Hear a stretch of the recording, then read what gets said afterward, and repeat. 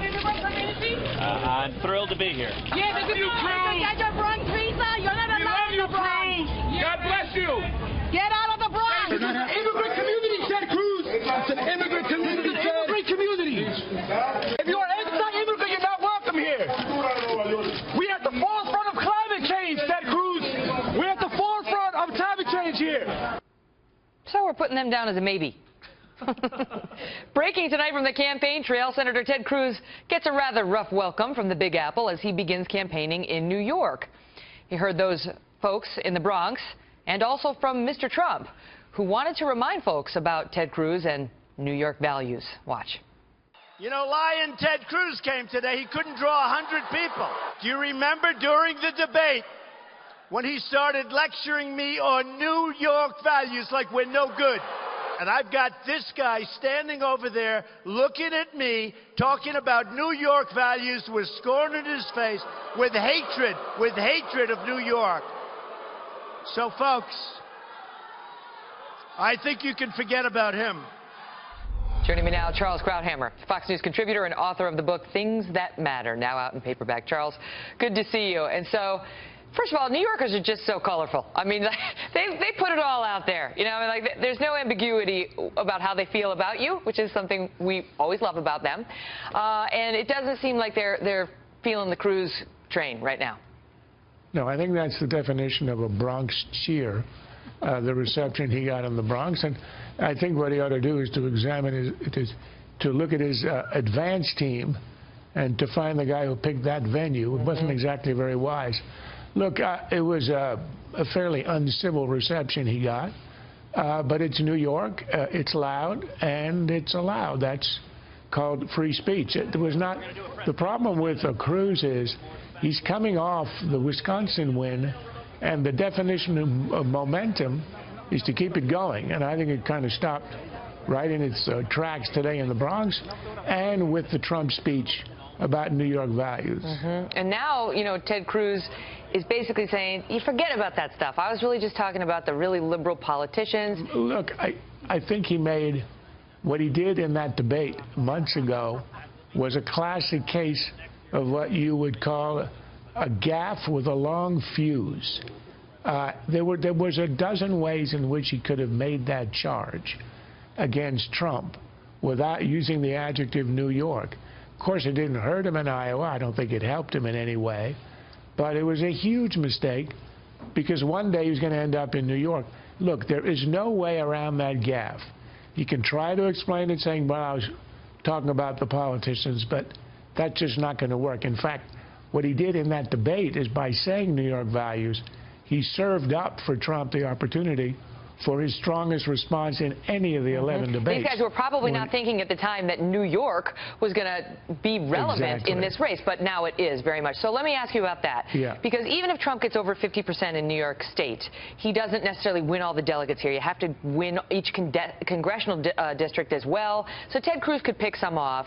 And it looks right now like even if Trump has a great result in New York, and he's posed to with over 30 points in his favor, we're still likely headed for a contested convention. So with what we just talked about with Newt Gingrich about, you know, Donald Trump has 69% in the American public having very unfavorable opinions of him. Ted Cruz has 59%, very unfavorable. How do you see this shaping up? I think the best analysis right now would be to say that Trump has to win on the first ballot, that he is likely to be denied the nomination if it goes to multiple ballots, because he will only get weaker as the candidates, as the delegates are released from their obligations. I still think he has a reasonable chance to win on the first ballot. I would assume that if he got close, say within 50 or so, it would be like giving somebody a 3-foot putt. And that would be, there'd be a way to garner a few of the uncommitted delegates. But if he's, you know, 100 away or more, and most importantly, if Cruz comes reasonably close, say 200 delegates behind, so it's not a huge gap. It's not like the gap between them and Kasich. Then I think that Cruz has a claim to legitimacy. After all, if neither gets the majority, if they both have a large plurality with Trump perhaps ahead, but not prohibitively so, then I think each has a chance. Trump has to win, I think, on the first ballot. What do you make of these general election polls that show, you know, Trump versus Hillary? She's beating him in most of the polls by 10 points.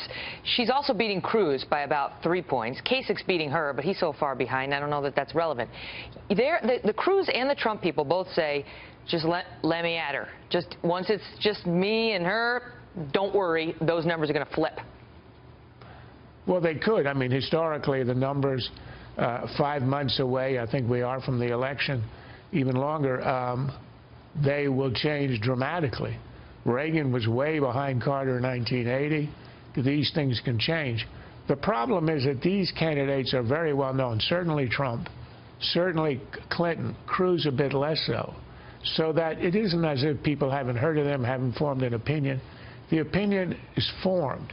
So I think these are going to be perceptions that are going to be much harder to change than in the regular normal cycle. Even with Trump coming out with a series of policy speeches and, you know, we're hearing maybe sort of walking on a little bit more of a straight and narrow path. Well, no, I think that would definitely help him. But I do think it will require, it's got to be sort of a character change, a persona change.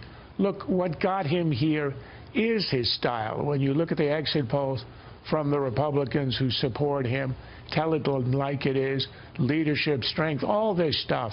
But it's part of his whole shtick. Now, if he's going to change, he says, I can become presidential overnight, that would make a difference.